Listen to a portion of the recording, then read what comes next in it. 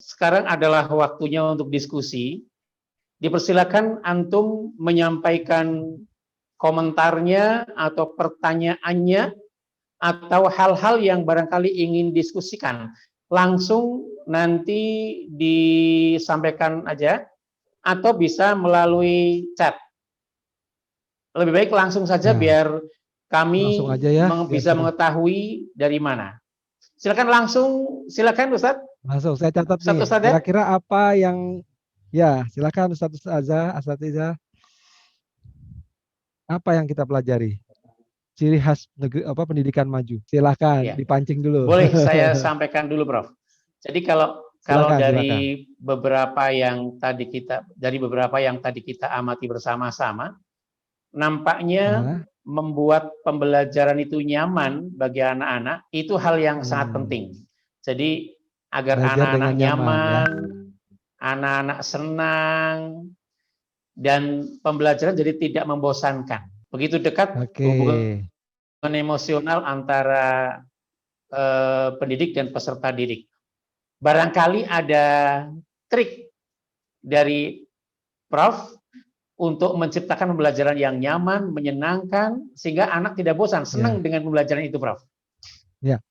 Kalau terima kasih nih Pak Sadikin, Pak Ustadz sudah menyampaikan lebih dahulu. Jadi Ustadz mengatakan bahwa beberapa hal yang penting dari semua pendidikan di negara maju tersebut, di antaranya anak-anak terlihat nyaman belajar, senang, tidak bosan gitu ya. Ya, pelajaran itu tidak membosankan, hubungan emosionalnya serta didik. Memang kata kuncinya memang masalah gurunya sih sebenarnya ya. Guru itu mengajar dengan bahagia, dengan ya dia tahu tujuan pendidikan itu apa gitu. Tujuan pendidikan itu untuk mengantarkan anak-anak ke gerbang masa depan, dan begitu sampai gerbang tidak ada yang mampu membuat dia berhasil atau tidak berhasil kecuali dirinya sendiri. Tidak ada faktor lain kecuali dirinya sendiri. Selain takdir ya, kalau itu udah urusan lain deh kalau itu ya. Tapi kan kita selalu berprasangka baik terhadap Allah gitu kan, maka takdir itu selalu baik buat kita insya Allah. Nah, maka gurunya dulu harus lebih dulu punya motivasi yang kuat, gitu, punya kegembiraan. Maka guru itu nggak boleh dibuat susah gitu ya. Guru itu harus dibuat gembira gitu ya. Nah, itu kalau menurut saya memang sebenarnya ya ini agak sedikit menyinggung masalah belajar merdeka, harusnya itu yang disentuh gitu ya. Bahwa jangan belajar merdeka itu akan membebani guru lebih banyak, harusnya guru malah lebih senang, lebih gembira. Senang bukan berarti tidak bekerja loh ya. Senang berarti dia mengerjakannya dengan bahagia, tidak ditekan loh segala macam. Itu satu. Itu berarti juga gurunya harus punya gaji yang cukup ya. Nah ini kadang-kadang di luar faktor kita lah, kalau masalah gaji ini kan yang ngatur bukan gurunya, yang ngatur orang lain gitu kan. Nah itu urusan lain, tapi sebagai mungkin ada yang yayasan di sini yang sekaligus juga mengurus sekolah, ya itu harus harus dipikirkan baik-baik, jangan hanya mau terima baiknya muridnya saja, tapi harus menggaji dengan baik juga lah, minimal cukup, karena manusia itu tidak pernah merasa cukup, tapi minimal beberapa hal yang standar terpenuhi. Berikutnya juga guru harus memandang muridnya itu sebagai aset masa depan gitu ya. Masa depan dalam dalam Islam itu adalah akhirat. Ketika dia mengajar dengan ikhlas, ketika dia mengajar dengan sungguh-sungguh, maka sesungguhnya dia lagi membangun rumah di akhirat gitu ya. Dan itu luar biasa efeknya gitu ya. Apalagi, nah kalau toh dia harus marah dalam rangka itu, bukan bukan karena meledakkan emosi yang tidak tersalurkan di mana-mana, meledaknya di anak didiknya. Itu juga nggak bagus. Nah, bagaimana kedekatan tadi? Kedekatan juga itu juga fungsi dari tidak hanya guru, tapi fungsi ruangan juga.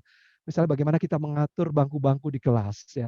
Itu juga mempengaruhi bagaimana kita bisa dekat emosional kalau sistemnya seperti bangku-bangku. Coba lihat gambar yang ini deh. Nah, anak-anak itu nyaman kan, sekelilingnya hanya ada temannya gitu.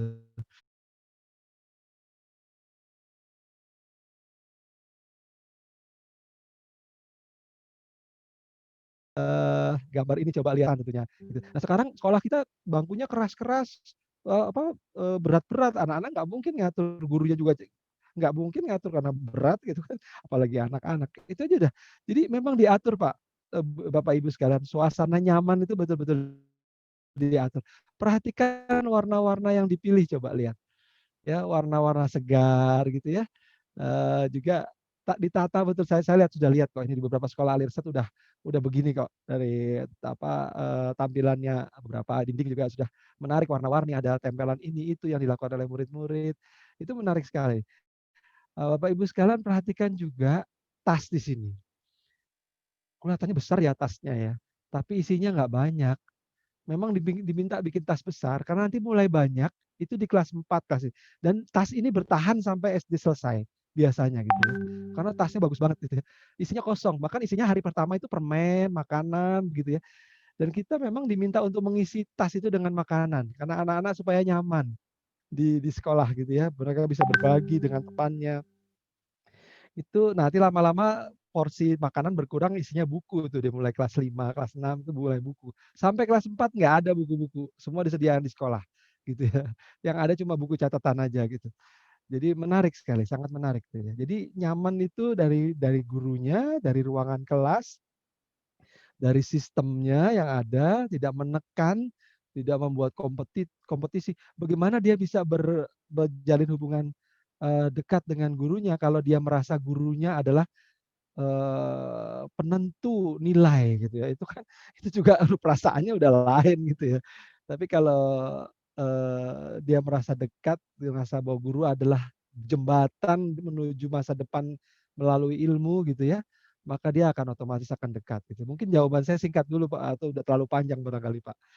Saya ingin kita diskusi lebih lanjut. Mungkin dari yang lain, apa sebenarnya yang membuat ciri khas dari pendidikan di negeri maju? Tinggal tadi belajar nyaman sudah ya Pak Sodikun, Ustadz Sodikun ya, hubungan emosional yang dekat antara peserta didik. Saya kira guru-guru kita udah banyak lah yang emosionalnya dekat, walaupun dengan sangat susah payah ya. Kadang-kadang emosional itu dihancurkan juga oleh suasana di rumah masing-masing. Muridnya berangkat sekolah dimarahin-marahin sama bapak ibunya atau apa gitu ya. Berantem sama kakaknya atau sama adeknya gitu, suasananya jadi lain. Atau di jalan dia tidak merasa nyaman gitu ya karena ada gangguan sana sini gitu melalui karena dia berada di lingkungan rumah yang kebetulan lingkungannya tetangganya kurang baik dan sebagainya. Tidak kondusif dan sebagainya. Banyak penyebabnya sih, tapi kita coba batasi dulu di sekolah seperti apa gitu ya. Baik, Prof. Terima kasih. Ini ada Ya, pertanyaan lagi. Saya bacakan chatnya, siap, Prof. siap, siap. Dari Ustadz Muhammad Taslim. Ya, Assalamualaikum. Ya. Izin bertanya. Zaman dulu siswa belajar dengan sederhana karena orang tua dan guru mempunyai resonansi yang sama. Ya. Nah, mempunyai resonansi yang sama, terutama karakter menghormati guru, baik itu orang tua dan anaknya. Namun seiring perubahan kemajuan, baik di bidang teknologi dan industri, tergerus karakter yang baik itu sehingga melahirkan generasi yang dirasakan saat ini. Pertanyaannya apa yang sebetulnya dilakukan guru untuk kembali kepada resonansi tersebut berbarengan dengan perkembangan yang ada, bahkan seharusnya bisa lebih mudah. Itu, Prof. Ya. Baik. Jadi makasih Pak Muhammad Taslim ya, Ustadz Muhammad Taslim. Benar tidak salah tadi saya mendengar namanya.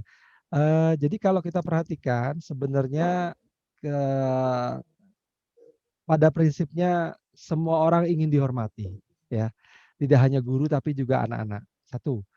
Kedua, dalam prinsip Islam jelas adab itu mengajarkan bahwa eh, akhlak pada guru lebih dahulu ketimbang ilmu, ya.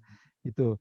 Nah, ini mungkin yang membedakan dengan di negara-negara yang tadi kita lihat, tetapi secara umum sebenarnya tatanan respect atau hormat kepada guru itu terdapat di semua sekolah-sekolah tadi kalau kita lihat ya. Walaupun anak itu merangkul gurunya gitu ya, buat kita nggak sopan kali ya kalau gitu ya. Tapi respect itu tinggi, mereka nggak akan mendurhakai ibaratnya gitu. Nah, artinya apa sebenarnya? Nah, ini mungkin pergeseran norma-norma tidak selalu harus ditafsirkan sebagai rusaknya moral gitu ya. Tidak selalu harus ditafsirkan demikian. Kalau namanya guru itu kita dulu memandang zaman saya memandang matanya saja nggak berani gitu ya. Zaman saya dulu SD gitu ya, SMP udah agak berubah gitu. Tapi SD itu memandang wajah itu matanya guru itu nggak sopan, orang ilok kalau di Jawa dibilang gitu ya. Saya dulu SD-nya di Jawa Timur soalnya.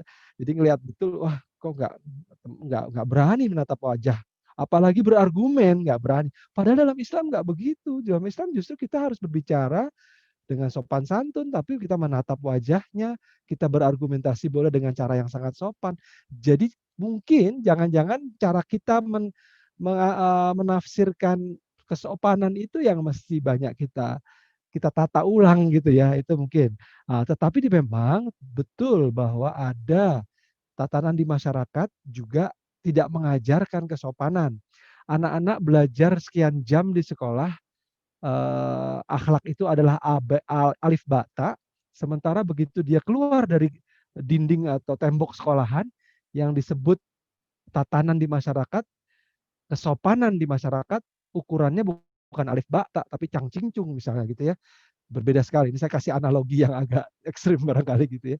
Maka dia akan melihat mana yang lebih kuat tarikannya gitu. Nah, sehingga memang kadang-kadang membuat PR, mengontak orang tua, itu menjadi bagian penting dari menjaga akhlak itu juga sebenarnya, kalau menurut saya gitu ya. Jadi, kita menghubungi itu bukan dalam rangka udah ngerjain PR belum, bukan. Tapi melihat bagaimana suasana di rumah, misalnya gitu ya. Bagaimana dia jangan-jangan nggak pulang ke rumah main. Sebenarnya ada sebuah film bagus banget ya, sebuah film itu mengubah ya, saya judulnya lupa, itu mengubah bagaimana satu sekolahan yang nggak pernah diperhitungkan sebelumnya, dan itu sekolah penuh lulusannya dengan orang-orang madat dengan narkoba gitu ya. Jadi yang lulus itu artinya lulus sekolah atau sebagian besar adalah lulus narkoba gitu ya, ke penjara dan sebagainya. Mereka kalau enggak ya mati karena berantem antar geng gitu ya. Itu filmnya bagus sekali. Nanti saya kapan-kapan saya cari deh judulnya apa. Itu bagaimana seorang guru berhasil mengubah pola pikir anak-anak dengan cara yang sangat baik dan menurut saya doable ya, bisa dikerjakan gitu cara mereka melakukan itu dan itu di kelas dilakukannya dan juga di luar kelas. Bagaimana kedekatan dan itu tidak mengubah kesopanan terhadap guru, bahkan semakin lama semakin respect terhadap guru. Jadi memang kita harus betul-betul mengkaji ulang norma-norma, tentunya basisnya adalah Islam ya, dasar-dasar kita karena itulah yang abadi nilainya. Mohon maaf kalau tidak bisa menjawab dengan sempurna barangkali Pak Guru, tapi saya ingin mengatakan bahwa kita harus agak fleksibel tapi menata ulang. Jangan-jangan pemahaman kita tentang norma yang juga mesti diperbaiki gitu ya. Oke. Ada pertanyaan berikutnya, Prof. Dari Ya, silakan. Banyak ini kayaknya Ustadz Tamamul pertanyaan. Wafa, saya bacakan. Mengapa di skor tes PISA Indonesia diukur dari tahun 12 sampai 15 itu mengalami progres, sedangkan 15-18 mengalami kemunduran. Bagaimana parameter perbedaan tahun dalam mengukur skor tes PISA dapat berpengaruh secara signifikan dalam evaluasi? Bagaimana siswa di Indonesia akan menuju sistem Finlandia, sedangkan kurikulum nasional mengiringi siswa untuk berpikir lots. Sedangkan di Finlandia dituntut out of classroom atau istilah saya out of the box. Oke, Ustadz. Oh, bagus sekali pertanyaannya, Mas Ustadz Tamamul Wafa ini masih muda nih, saya lihat wajahnya. Ya, jadi memang kita lihat ada beberapa, sebenarnya ini pertanyaannya ada beberapa pertanyaan nih, tapi saya coba urai satu-satu ya. Jadi mengenai rentang 2012 sampai 2018 ini memang sampai sekarang ya bahkan ya ada gejolak yang cukup dahsyat di sistem persekolahan kita. Bukan cuma sistem sekolahnya loh, tapi juga kementeriannya saja berganti-ganti gitu ya, berubah-ubah. Sehingga ada saya sendiri kebetulan aktif di Dikti, melihat bagaimana perubahan pada nomenklatur kementerian itu memberikan pengaruh yang cukup dahsyat. Bahkan sampai pada tingkat selama berbulan-bulan mereka masih belum punya tempat. Orang-orang di Dikti itu masih rebutan tempat antara departemen satu dengan departemen lainnya gitu ya. Ini dalam artian benar loh. Sampai berebut tempat itu sampai rebutan meja gitu. Saya pernah satu sekali ada rapat jam 10 gitu, kami udah datang jam 9, setengah 10. Beberapa orang datang terus tiba-tiba meja kami diambil. Disangka kita lagi ngobrol santai kali ya gitu ya. Terus mejanya diambil. Loh, kok Mas diambil Mas? Iya Pak, buat rapat di sana. Loh, kami juga lagi mau rapat. Oh Bapak mau rapat toh? Kira lagi ngobrol kata dia gitu. Jadi Itu efeknya sampai setingkat teknis seperti itu, Pak. Bukan, dan mereka mereka nggak punya tempat duduk. Ada seorang direktur yang nggak punya tempat duduk selama 3 bulan. Gimana dia mau kerja? Bener-bener nggak punya tempat duduk, dia numpang di ruang rapat gitu. Gimana dia mau kerja dengan baik gitu. Itu sampai setingkat itu loh di tahun 2014 kalau tidak salah itu. 2014, 2015. Jadi dahsyat sekali. Sebelum itu juga sebenarnya sudah setelah itu juga sudah ada perubahan lagi kan. Dari nomenklatur Kemenristek-Dikti menjadi pecah lagi menjadi Kemendikbud gitu ya, dan BRIN misal. Itu juga butuh waktu, walaupun saya lebih suka sebenarnya yang sekarang ini ya, Kemendikbud dan BRIN ini saya lebih suka ada dua terpisah ini. Tapi bahwa pendidikan itu sampai kampus itu suatu hal yang tidak bisa diputus kalau menurut saya ya, itu nggak bisa diputus gitu. Dan ya apapun lah, artinya, perubahan itu memberi pengaruh. Saya bukan orang yang layak memberikan nilai mana yang terbaik, tapi perubahan itu memberikan pengaruh yang dahsyat. Belum lagi di sisi tingkat kurikulum segala macam, sehingga nah saya oke lah itu kita berarti mengeluh kan jangan ya, tapi yang jelas begini, ada kebingungan segala macam dari guru-guru itu jelas saya masih ingat pertanyaan beberapa bapak ibu guru yang pertemuan berapa tahun yang lalu. Saya masih tangkap itu keresahan di wajah Bapak Ibu guru mengenai, "Ini gimana sih yang ini kok belum selesai ini diubah lagi, yang ini belum dikuasai, nggak ada petunjuk yang jelas," segala macam. Oke lah, selesai dengan keluhan gitu ya. Kalau saya waktu itu saya masih ingat juga saya memberikan gini, segala sesuatu bagi orang mukmin kita harus melihatnya sebagai kesempatan untuk perbaikan. Itu aja ngelihatnya. Jadi, Bapak Ibu sekalian saya ambil ekstrimnya begini deh, di tengah kekacauan seperti itu, gunakan kesempatan ini sebagai, kalau gitu saya harus lakukan cara yang menurut saya yang terbaik, gitu. Gunakan kesempatan itu. Mumpung sebenarnya orang juga nggak mampu untuk melakukan pengawasan sampai sedetil itu. Yang penting kalau Bapak Ibu menghasilkan sesuatu yang terbaik, anak didik yang menjadi yang terbaik, siapa sih yang akan menghukum Bapak Ibu? Nggak akan ada saya kira. Orang keterlaluan aja kalau sampai menghukum. Tapi tentu saja harus bisa juga diatasi dengan administrasi yang baik ya. Jangan sampai administrasinya nggak bagus juga. Wah, mentang-mentang bebas segala macam, tapi administrasinya tidak dijalankan. Administrasi maksudnya administrasi kependidikan ya, terdokumentasi dengan baik, perubahan apa yang dilakukan, bagaimana cara ukurnya, semua itu kita sudah siapkan lebih dahulu gitu ya. Nah, kami juga kok di kampus juga begitu, kita membuat ujian sekarang udah nggak boleh sembarangan bikin soal. Kalau dulu kan terserah dosennya mau bikin soal apapun boleh aja, tapi sekarang kita harus bisa mempertanggungjawabkan, soal ini terkait dengan capaian mata kuliah yang mana, yang breakdown yang mana, itu juga kita harus berapa persen, kenapa sekian persen, kita sekarang mulai harus mempertanyakan pada diri sendiri itu. Kenapa begitu? Kenapa sekian gitu ya. Nah, jadi kesempatan saat ini sebenarnya untuk melakukan perubahan dan nah ini kalau saya kasih karena kebetulan saya orang teknik ya, Pak. Bapak pernah naik Mercy yang empuk banget nggak, Pak? Bedanya sama bajai apa kira-kira, Pak? Saya kasih gambar yang ekstrim deh, bajai sama Mercy. Apa bedanya? Kalau Mercy empuk, Ustaz. Empuk, apalagi, Pak? Kalau bajai geludak-geludak, Prof. Nah, apalagi? Kalau bajai asapnya ngepul. Kalau Asapnya Mercy ngebul, asapnya bau. ya Apalagi? gitu. Pak Sodikun bisa tidur nggak di bajai? Oh bisa karena Oh bisa? dagletnya, Prof. Karena capek ya, Pak ya. Tapi Iya. umumnya mungkin 80% orang nggak bisa tidur di bajai. Kenapa tuh? Selain glodak-glodak, bising ya. Iya. Bau dari luar, jangankan dari luar, dari dalam aja bau gitu, karena knalpotnya masuk ke situ juga gitu ya. Belum lagi pembakaran yang nggak sempurna, mesinnya kebakar di oli-oli itu kebakar di situ jadi bau gitu ya. Coba naik Mercy sekali-kali lah gitu ya, nyobain gitu. Atau mungkin sering barangkali udah ya. Itu goncangan sebesar apapun di luar nggak kedengeran ya kan. Jadi kalau mobil jalan itu ada posisi tidur, kalau baja itu kan langsung gulang gitu kan. Tapi kalau Mercy itu bannya yang bergerak, bodinya nggak bergerak gitu. Bodinya tetap melaju gitu. Jadi bannya aja yang bergerak gitu. Nah, kita bikin yuk sekolah yang kayak gitu yuk. Jadi goncangan seperti apapun sistem di luar, bau seperti apapun di luar, sekolah di dalam tetap anteng gitu ya. Tetap tetap berprestasi gitu. Karena ada sistem suspensi yang bagus gitu. Nah, itu mesti diskusinya panjang gitu ya, kira-kira gitu. Nah, itu yang saya pengen ajak sebenarnya. Dan kalau menurut saya yang dilakukan oleh Cina itu tadi, itu bagus loh. Artinya dia terapkan sebenarnya mata kuliah apa yang mata pelajaran apa yang betul-betul dasar yang menyebabkan goncangan seperti apapun di dunia luar, itu anak-anak nanti akan mampu untuk beradaptasi di masa depan.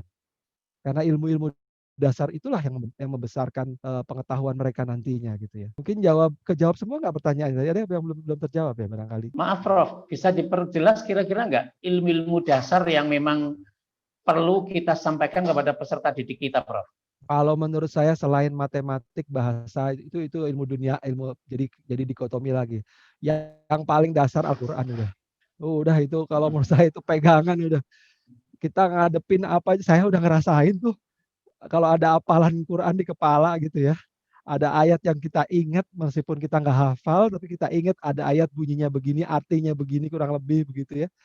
Itu ngadepin teror kayak apa di luar gitu tenang aja itu. Bahwa Allah tidak akan membebani kita dengan segala sesuatu yang kecuali kita mampu gitu ya mengatasinya, bahwa ini Allah tidak akan membiarkan kita mengatakan beriman kecuali ada ujiannya. Tapi ujian itu kita pasti mampu melakukannya gitu. Jangan dilepas tuh ayat. Dua ayat itu nempel di kepala kita. Itu kan beban kayak apapun ya, orang sadis kayak apapun kita bisa hadapin lah kira-kira begitu ya. Nah, anak-anak dikenalin itu dulu sebelum kenal matematik, sebelum kenal apa gitu. Itu dulu yang utama gitu ya. Itu merasuk merendam hatinya lah ibarat gitu ya. Itu kalau tempe direndam berhari-hari itu kan gorengnya jadi enak rasanya itu. Itu juga rendemannya Al-Qur'an gitu. Makanya bahasanya Al-Qur'an apa? Rendeman itu apa? Kok jadi lupa surat 108 ya. Sibghoh ya. Anak-anak itu disibghoh dulu, dicelup dulu dengan Al-Qur'an dan perilaku Islami gitu ya, dengan hadis gitu ya, dengan akhlak Rasulullah gitu. Itu dulu gitu. Baru ilmu. Nah, kalau menurut saya itu wajib, tapi kan memasukkan Al-Qur'an itu juga bertahap gitu. Jadi ada jenjangnya sesuai dengan. Nah, saya kebetulan bikin pesantren sama teman-teman gitu ya. Al-Qur'an nomor satu udah. Jadi mereka sampai nanti begitu usia kelas, jadi mereka mulai SMP ya. Jadi nggak ada pelajaran lain selain pelajaran Al-Qur'an plus bahasa, sedikit fikih ya. Sedikit fikih juga nggak banyak gitu ya. Tapi nanti begitu kelas 3 SMP baru mulai digenjot. Tapi itu kan memang mereka untuk dilahirkan menjadi hufaz gitu ya. Kebetulan saya sama teman-teman bikin gitu ya. Dan alhamdulillah nih udah tahun keempat udah beberapa hafiz yang lulus. Tapi mereka kami tanamkan tidak canggung. Bahkan kami kalau datang ke sana, main-main ke sana itu mereka main di sekeliling saya nggak canggung gitu ya. Nggak walaupun maaf ya saya dikenal mereka sebagai guru besar, sebagai profesor di UI, tapi kita menciptakan suasana bahwa kita selevel gitu. Walaupun mereka tetap hormat ya, tapi nanya itu nggak canggung gitu. Kita lagi coba itu. Memang anak-anak baru nggak gampang, tapi tahun kedua, ketiga itu udah mulai lebih asik gitu ya. Jadi menurut saya Al-Qur'an. Kalau Islam diperes lagi ya Al-Qur'an lah udah. Nggak akan celaka udah kalau belajar Al-Qur'an sama hadis udah. Bapak Ibu sekalian silahkan rumuskan ciri-ciri utama. Kalau menurut saya tadi itu Pak Ustadz sudah bilang ya bahwa belajar itu harus nyaman, terus juga mata-mata pelajaran dasar yang harus jadi pegangan, jangan kebanyakan. Saya tuh waktu SD ngelihat anak saya SD, dia nanya, "Camat Cimanggis siapa ya?" gitu ya. Saya buat apa gitu loh, itu anak belajar boleh lah, tapi sampai ditanyakan di ujian tuh rasanya nggak penting amat gitu ya. Kalau dia sekedar tahu boleh lah, bagus dia tahu lingkungan. Tapi bahwa itu harus jadi syarat kelulusan, rasanya no way gitu ya, rasanya nggak bener banget gitu ya. Terus juga bahasa itu penting kalau menurut saya, bahasa itu sangat penting karena bahasa itu saya sampai sekarang melihat kerepotan kami sebagai pembimbing doktor, pembimbing S3, promotor guru besar, promotor bahkan membimbing dosen-dosen juga yang lebih muda di luar kampus UI ya. Salah satu kelemahan adalah bahasa. Mereka kalau nulis itu berantakan sekali bahasanya, ya. Dan itu menunjukkan otaknya juga berantakan kalau menurut saya. Dia nggak runtun berpikirnya. Coba Bapak Ibu sekalian lihat deh, kalau saya kok ambil contoh Anies terus karena sahabat saya juga ya, dari dulu udah deket, udah lama deketin. Saya bilang sama, kamu lihat deh caranya Anies ngomong. Bagus, saya runtun sekali. Cuma ya masalah nggak suka urusan lain ya, tapi cara berbicaranya itu sangat runtun sekali gitu. Ya, sangat teratur dan itu menunjukkan cara berpikirnya gitu. Jadi, itu dilatih sejak kecil. Ada salah satu tokoh al-irsyad juga, Pak Umar Basyarahil ya, kalau tahu itu mendidik anaknya dengan bahasa yang sangat baik berbicara misalnya. Saya kenal dengan beberapa anak beliau, itu kalau berbicara sangat bukan cuma sopan santun ya, tidak sekedar masalah sopan santun, tetapi logical order-nya gitu. Runtunan berpikir logisnya itu terlihat sekali gitu. Dan itu dari ketenangan, dari pelatihan berbahasa, dari respek terhadap orang gitu ya, dari respek terhadap diri sendiri juga gitu ya. Itu tidak kecuali pendidikan yang sangat baik di rumah dan di sekolah, ya. Jadi Bapak Ibu sekalian bagaimana itu bisa tercapai kalau Bapak Ibu ditekan dengan begitu banyak, mata pelajaran yang luar biasa, kalau menurut saya sih cobalah kita buat lebih lebih, lebih mendasar perubahan itu, apa yang harus kita lakukan gitu, dan anak-anak itu belajar dengan senang. Begitu anak-anak belajar dengan senang, maka busur panah itu akan terlepas dengan sangat cepat sekali gitu. Ke arah yang tepat ya, jangan sampai ke arah yang salah. Nyambung Ya, dengan mata pelajaran yang banyak, ada pertanyaan dari Madiun yang ya, intinya zaman zaman dulu kan kurikulumnya sederhana. Sementara sekarang muatan pelajarannya sangat banyak dan berat.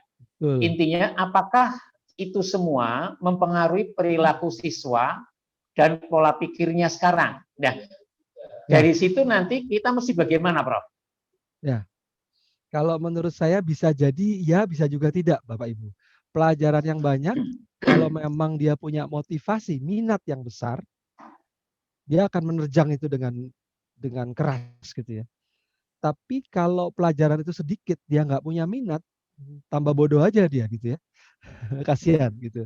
Nah, jadi kalau menurut saya keberhasilan dari guru-guru kita terdahulu adalah meningkatkan atau menaikkan motivasi belajar ke tingkat yang tidak bisa dimatikan lagi sudah gitu ya. Saya merasakan itu dari guru-guru madrasah saya justru, bukan dari guru SD. Karena saya dulu sekolah SD pagi hari, siang itu madrasah diniyah dari dari jam 2, setengah 2 ya, sorry, setengah 2 sampai jam 5 sore. Setelah itu pulang ke rumah, mandi apa segala macam, ngerjain PR lagi. Tapi guru saya itu berhasil menyalakan api yang tidak pernah padam rasanya gitu. Mudah-mudahan ya sampai umur sekarang itu alhamdulillah tidak pernah padam itu. Yaitu bahwa ukuran kita di akhirat itu di mata Allah itu karena salah satunya karena ilmu. Lah kan gimana kita mau mati tuh apinya kalau udah nyala begitu tuh gimana cara matiinnya? Nggak bakalan bisa, siapapun nggak akan bisa matikan. Hatta kita nggak punya uang apa, tapi ilmu itu udah membara di kepala kita gitu ya, udah di dada kita udah nyala gitu. Nah, guru itu sebenarnya fungsinya cuma itu kalau menurut saya. Menyalakan itu dan menuntut kalau nyalanya salah gitu ya, kegedean kebakar juga gitu ya. Ya ada tempatnya lah gitu ya menyalakan. Jadi, bisa jadi iya, bisa jadi tidak, tapi memang terlalu banyak pelajaran tanpa memberikan motivasi yang jelas dan terlalu banyak pelajaran itu pasti terlalu banyak ya, itu pasti akan demotivasi, terlalu banyak. Kenapa? Karena jadi bingung mana yang penting. Anak itu jadi bingung, mana yang penting bagi dia gitu ya. Sebagai contoh saja, saya tidak pernah waktu itu saya sama istri diskusi dan bahkan dengan kakak ipar, adik ipar, kakak ipar juga, itu berdiskusi untuk anak saya ini yang pertama itu mau diajarin bahasa apa saja. Saya bilang, "Enggak, bahasa Indonesia saja cukup di usia sampai dia SD kelas 2 kelas 3. Setelah itu boleh deh belajar bahasa Inggris, belajar bahasa Arab. Sementara belajar bahasa Arabnya lewat Quran aja," gitu. Kenapa? Karena bahasa itu kalau dia menguasai dengan baik, dia mampu mengungkapkan perasaan dengan baik. Adapun kami belajar ke luar negeri, terpaksa dia belajar bahasa lain, tapi tetap di rumah saya ungkapkan, saya dorong perasaan-perasaan dia supaya keluar dari hatinya, dari ucapannya gitu ya. Karena itu akan membuat dia tahu bagaimana mengungkapkan perasaan, pikiran dia segala macam. Jadi bahasa itu penting ya. Al-Quran penting, bahasa penting, adab penting ya. Nah, matematik gimana? Matematik itu mengantarkan kita pada logik. Ya, logik. Ada logik yang sangat sederhana, ada logik yang mulai rumit gitu ya. Ada logik yang mulai harus dilihat dari beberapa sisi gitu. Itu kan matematik mengantarkan kita berpikir begitu. Ya, itu harus bisa ke arah sana. Tuh, jadi ketika misalnya di SMA mengantarkan pada integral, pada difference, pada limit, sebenarnya itu filosofinya dalam banget. Ya, dalam sekali. Saya baru sadari itu ketika saya belajar S3. Waktu S3 mengenai misalnya limit. Limit itu menunjukkan bahwa segala sesuatu punya kecenderungan dan ada batasannya yang harus dipatuhi. Ketika kita menyelesaikan satu masalah, itu ada batasannya. Hukum atau rumus ini hanya berlaku jika dan jika, gitu ya. Hanya jika batasnya begini sampai sekian. Nggak bisa semua rumus berlaku untuk semua hal, itu nggak bisa. Oke, ketika belajar integral, integral kan nggak mau belajar diferensial. Masalah serumit apapun, bentuk persamaan yang serumit apapun, dia bisa didekati dengan diferensiasi. Melihat segala sesuatu pada mikro yang kecil lebih dahulu, kita buat persamaan sederhana, sederhana, sederhana, kita gabungkan dia menjadi rumit, lalu kita integrasikan menjadi mungkin agak sangat sulit mengabstraksikannya. Tapi sebenarnya kita sadar ketika kita menghitung, kita mulai sadar, oh bentuk dasarnya seperti ini kira-kira begitu ya. Itu kan filosofinya dalam sekali gitu ya. Tapi tentu sulit mengajarkan itu di SMA gitu ya. Tapi mengantarkan bahwa dasar-dasar limit nanti kan masuk ke diferensial kan baru baru setelah itu masuk ke integral kan. Itu kan ada dasar ya, ada logika berpikirnya ketika kita mendekati persamaan gas yang sangat rumit misalnya. Kita mendekatinya dengan integral, diketikanya dengan integral, dengan diferensial, lalu dengan awali dulu dengan limit diferensial baru ke integral gitu kan. Walaupun bisa aja kita langsung kasih nih rumusnya makan gitu ya. Tapi dia nggak masuk tuh di jiwanya ketika dia tadi kompleks problem itu dia akan nggak mampu menyelesaikan. Dia hanya jadi tukang yang menghafal. Oh deh kalau masalahnya begini nyelesainya begini. Kalau masalahnya begini nyelesainya begini. Gitu ya. Saya kalau cerita ini panjang deh. Saya bisa berjam-jam kalau cerita ini. Pengalaman saya di Jerman banyak banget bahwa saya merasa diri oh saya dulu hampir jadi tukang nih cara berpikirnya gitu ya. Terpaksa jadi tukang karena sistem pendidikan gitu ya. Tapi alhamdulillah ada guru-guru matematik saya di SMA yang bagus sekali sehingga saya bisa menyelesaikan beberapa permasalahan di S3 saya dengan pendekatan matematik gitu ya, dengan filosofis yang cukup dalam lah kalau menurut saya gitu ya. Ada Nggak apa-apa. peserta yang ingin tanya langsung, Prof. Dari SMA IT Al-Sat Purwokerto, Ustadz Galih. Oh, Ya. boleh, Assalamualaikum boleh warahmatullahi silakan. wabarakatuh, Prof. Misri. Salam warahmatullahi ya. Sehat. Beberapa Gali, yang lalu saya ketemu pernah lagi ya. jemput Prof. Misri Ya, ya, waktu dari ingat saya, stasiun. ingat wajahnya. Masih ingat ya, Alhamdulillah. Sehat Alhamdulillah. Pak Misri ya. Alhamdulillah. Ya ada beberapa pertanyaan Pak Misri dan mungkin agak sedikit ada komentarnya juga begitu ya mungkin. Yang pertama terkait dengan Al-Irsyad tentunya kita bicara dalam konteks Al-Irsyad, sejauh mana Al-Irsyad ini ke depan gitu ya mewarnai konsep pendidikannya dengan cara menggali hasanah-hasanah ilmu konsep-konsep yang dulu pernah menjadi pondasi kejayaan Islam gitu ya. Karena kita tahu Islam pernah berjaya dan bukan dalam waktu yang pendek saya kira Islam menjadi pemimpin peradaban dunia cukup lama gitu ya, dengan kekuasaan wilayah yang sangat besar. Tentu itu pencapaian yang didasari oleh sebuah konsep yang kuat pastinya gitu dan salah satu terkait dengan pendidikan. Itu yang pertama, sejauh mana Al-Irsyad menggali hal-hal itu gitu ya. Kemudian yang kedua, saya merasa memang ada satu pertanyaan yang kita tidak mencari jawab bahkan kita mungkin kurang menanyakan ini terkait dengan mengapa gitu ya, mengapa kita belajar, mengapa guru-guru harus mengajar. Kalau bagaimana tadi kita lihat Finlandia, oke kita tinggal lihat gitu bagaimana mereka. Tapi pertanyaan kan mengapa gitu. Saya kira mereka melakukan itu sudah menjawab mengapanya mungkin gitu ya. Yang saya lihat kita di sini masih kesulitan menjawab mengapa. Makanya kayak UN misalkan. Ya hanya tahu bagaimananya saja. Oh ini ada tes nih, bagaimana cara ngerjain soal UN, oke gitu ya. Tapi pertanyaan kenapa kita harus mengadakan UN gitu? Mengapa kita harus sekarang AKM pun sama. Mengapa kita harus ini?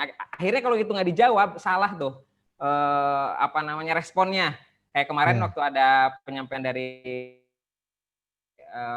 pusat gitu ya, bahwa ketika ada sekolah-sekolah yang merespon dengan cara membeli buku-buku soal-soal AKM, mengadakan bimbel AKM, itu kan keliru ternyata gitu ya. Ya karena mungkin nggak tahu kenapa gitu kan pemerintah mengeluarkan program ataupun asesmennya dirubah gitu ya menjadi AKM itu gitu ya. Sehingga saya merasa kita kurang bisa menjawab tentang mengapa gitu ya kita harus belajar apapun kan pertanyaan dasar itu menurut saya gitu. Nah, itu kira-kira menurut Prof. Misri sebenarnya apa yang harus kita maksudnya ya, mengapanya ini juga akan saya kira mengarahkan kita terhadap motivasi yang besar kan. Kalau kita tahu mengapanya, saya kira motivasi itu akan muncul kayak tadi orang-orang barat sana atau orang Jepang mungkin dia mau belajar dengan maksimal dengan baik ya karena dia sudah menjawab apa dia belajar mungkin gitu. Saya merasa kita di lingkungan kita jarang sekali mempertanyakan ini. Lebih sering nanya bagaimananya, makanya tadi nyontek gitu ya. Bagaimana sih? Oh, pokoknya begitu aja kan. Itu apa sih gitu ya. Tapi kenapanya gitu. Itu yang kedua. Siap. Terus yang ketiga, Prof. Oh, ini terakhir. Ya mungkin nanti sebagian saja secukupnya. Yang terakhir terkait dengan data bahwa ilmu adab sebelum ilmu, Al-Quran iman sebelum Al-Quran gitu ya. Nah ini kaitannya dengan ini pun sama pertanyaan dengan yang pertama tadi, Al-Irsyad sendiri apakah ada arahan ke depan gitu ya untuk merekonstruksi kembali gitu ya terkait dengan urutan ini. Karena saya lihat anak-anak SD sudah cukup terlalu banyak diberikan beban kognitif gitu ya. Padahal harusnya mereka kan di situ dikuatkan dulu masalah terkait dengan adabnya, karakternya gitu ya, kemandiriannya. Baru nanti ke depan makin atas makin banyak kognitifnya, afektifnya mulai berkurang. Nah itu kira-kira dari Al-Irsyad sendiri seperti apa, Prof? Apakah ada gagasan nanti ke depan untuk merekonstruksi hal tersebut? Terima kasih, Prof. Mohon maaf. Terima kasih Assalamualaikum Pak Gali ya. Assalamualaikum warahmatullahi wabarakatuh. Terima kasih Pak Gali. Pertanyaannya bagus banget tiga-tiganya. Tapi yang nomor 1 sama 3 saya gabung ya. Pertanyaan nomor 1 sama 3. Saya kira jawabannya bisa jadi satu kayak itu bahwa sebenarnya Al-Irsyad masih terus berdiskusi ya. Ada beberapa diskusi tapi beberapa diskusi yang baik itu lewat pertemuan langsung maupun tidak langsung itu memang kita terus menggali dan kita semua sepakat bahwa pendidikan kejayaan Islam itu yang sampai hampir 1000 tahun loh ya.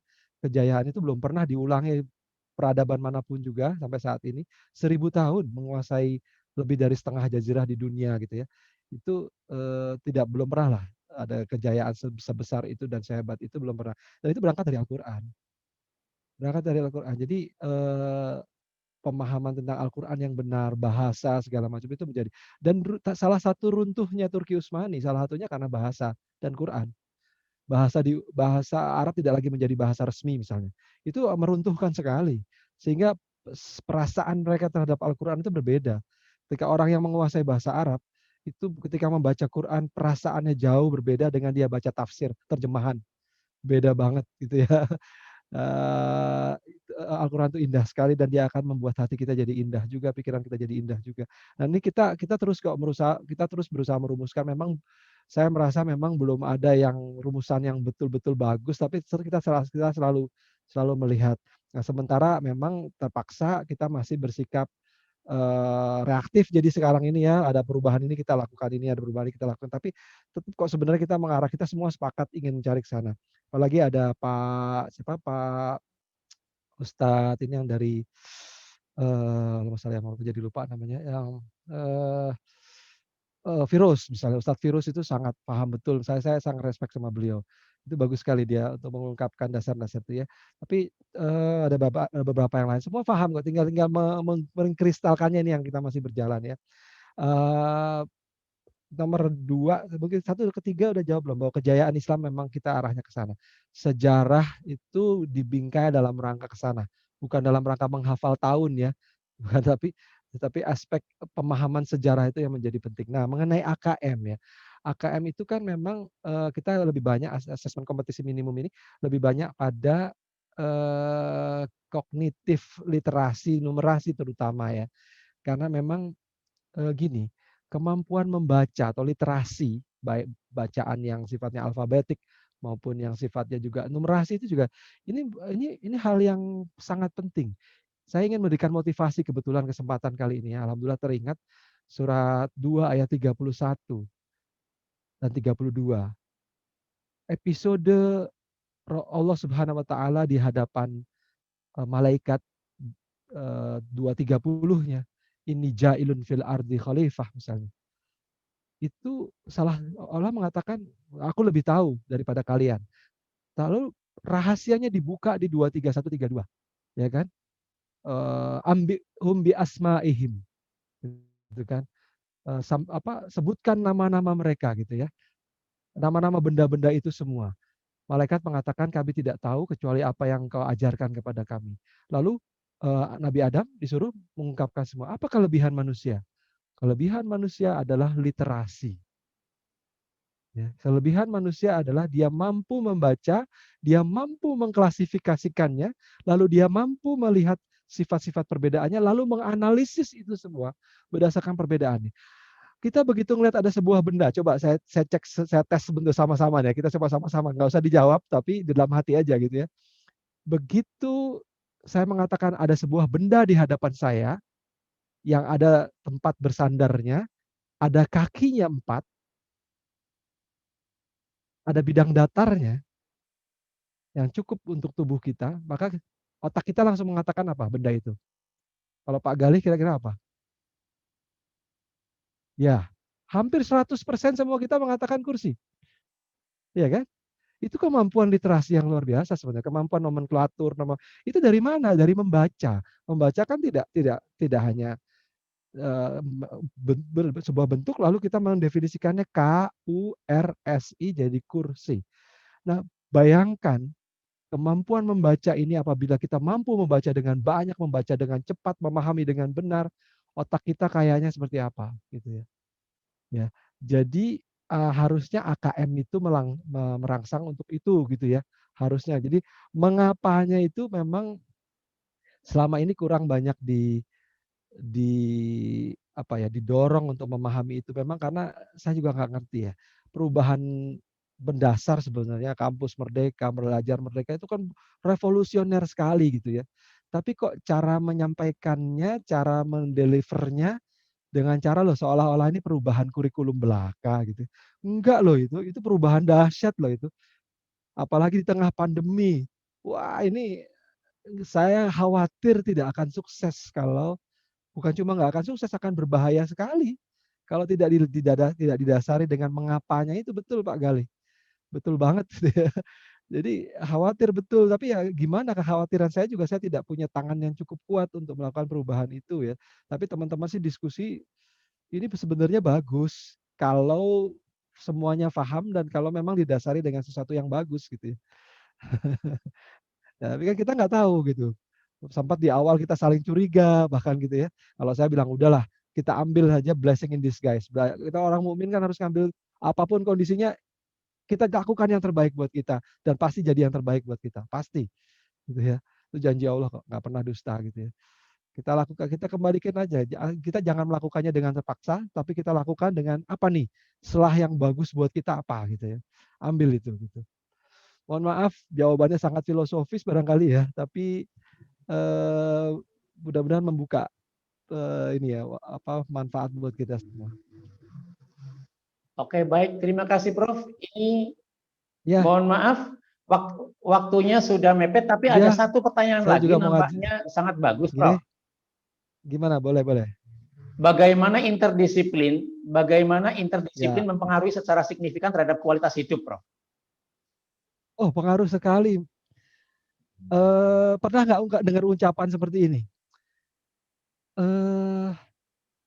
Apa ya? Ketika kita menghadapi, jangan ungkapan dari sejarah dulu deh, ya. Betapa banyak orang dahulu ahli sihir dihukum mati misalnya, karena dianggap dia sihir, karena dianggap dia menggunakan setan segala macam. Padahal dia menggunakan ilmu kimia, matematik, fisika gitu ya. Kita bisa diskusi panjang ya. Tapi sekarang coba kita balikin dulu ke kehidupan kita sekali-kali. Betapa banyak jembatan yang kita bangun. Ya. Itu kan sebenarnya dasar-dasarnya sangat sederhana loh. Dasar-dasarnya sederhana, yaitu ada beban yang mampu ditopang. Ya nggak? Coba ajarkan itu dengan cara sederhana sekali di hari-hari kita. Misalnya gini, coba kamu taruh ini di di eh, bikin jembatan kertas gitu ya, atau bikin satu satu jembatan, ada satu kertas kardus gitu ya, kertas karton lalu ditopang gitu, kasih beban yang sederhana, dia masih kuat tahan sehingga terus ketika ketika itu kan dia mulai, oh ada beban yang nggak mampu ditahan. Kenapa itu? Karena dia tidak mampu lagi menahan gaya. Itu kan belajar fisika. Tapi di saat sama kita bisa bilang loh, misalnya ya, itu dalam hidup juga gitu loh. Beban tuh jangan banyak-banyak, dibagi gitu ya. Berbagi beban itu. Ada batasan kita masing-masing. Itu kan bisa ya. Hal-hal seperti itu kan bisa. Itu pengaruh sekali loh sama hidup kalau kita bisa ngajarin kayak gitu. Dan itu nggak butuh waktu panjang kok. Itu butuh waktu menit atau detik saja bahkan begitu ya. Tapi kalau itu kena dengan ungkapan yang coba ya bukan begini, diapalin ya, jembatan kata Pak Misri jembatan, lalu beban, nggak usah begitu, diresapi aja gitu ya. Itu kan jadi agak rumit yang ngajarinnya ya. Tapi kan kita Bapak Ibu sekarang bisa bisa bisa ngajarin juga lihat pohon, lihat buah gitu. Bapak Ibu kalau hafal Quran, insya Allah ngeliat apapun juga semuanya ada pelajaran di hadapan kita gitu ya. Apalagi ditambah dengan ilmu misalnya. Saya bilang sama mahasiswa saya, Tuhan tuh kan jamin. Ini lagi pelajaran kimia loh ya, lagi pelajaran teknik kimia. Tuhan itu jamin loh makanan pada kita. Coba kamu lihat sekeliling kamu ada makanan nggak? Mereka bilang nggak ada Pak, nggak ada makanan. Saya bilang siapa bilang? Meja kamu emang nggak bisa dimakan? Meja itu isinya kayu. Kayu itu isinya lignin dan selulosa. Lignin bisa jadi vanilin kalau diurai dengan reaksi tertentu. Selulosa kalau kita hidrolisis dia bisa menjadi glukosa. Glukosa itu adalah gula. Gula kalau kita ubah lagi dia bisa jadi protein, dia bisa jadi asam cuka, dia bisa jadi karbohidrat yang lain gitu ya. Kita bisa atur gitu ya. Dia bisa jadi macam-macam, bisa jadi lemak, trigliserida segala macam. Siapa bilang nggak ada makanan di hadapan kita? Kamu aja yang tidak memandang itu semua dengan baik. Berarti kamu nggak percaya Tuhan itu mengatakan demikian. Itu saya bongkar kalau di kelas begitu. Jadi tergantung dari ilmunya kita juga sih ya. Tapi kan kalau intinya kalau kita interaksi kita dengan Quran, dengan apa itu jalan di hadapan kita semua ayat udah. Kayak saya bikin channel tuh. Channel YouTube saya ayat-ayat Al-Qur'an, ayat-ayat Allah di alam. A4 namanya. Baru mulai sih. Jadi semua itu bisa kita jadikan, itu besar sekali pengaruhnya terhadap kita. Kita ngajarin matematik belanja juga enak banget, itu paling enak gitu ya. Sumber dayanya berapa nih gitu kan. Itu ngajarin ekonomi, ngajarin matematik, ngajarin sosial, ngajarin politik juga gitu kan, macam-macam itu. Kira-kira begitu ya. Seru sebenarnya kalau kita bisa mengintegrasikan semua disiplin tuh. Seru banget itu.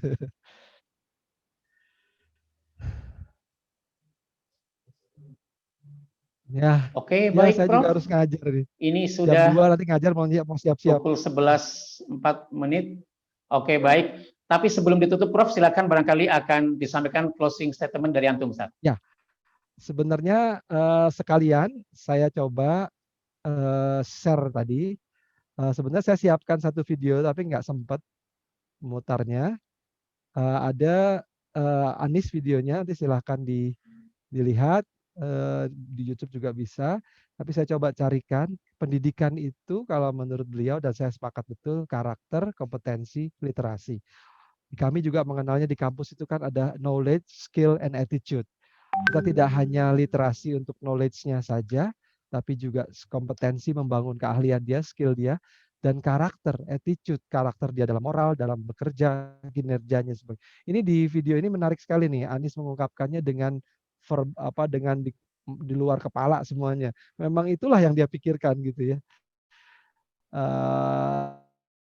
Ini menarik sekali gitu ya. Mudah-mudahan Bapak Ibu sekalian kalau mengajar atau mendidik tidak lepas dari tiga hal ini. Menyampaikan ilmunya, memperluas wawasannya, meningkatkan keahliannya, dan juga membentuk karakternya sehingga dia tidak mudah hancur di masa depan. Ya.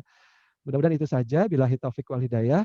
Allahu a'lam, saya mohon maaf kalau ada kesalahan dan khilaf. Segala sesuatu yang benar datang dari Allah dan jangan termasuk orang yang ragu-ragu. Semoga bermanfaat. Saya mohon dibukakan pintu maaf. Billahi taufiq wal hidayah. Assalamualaikum warahmatullahi wabarakatuh.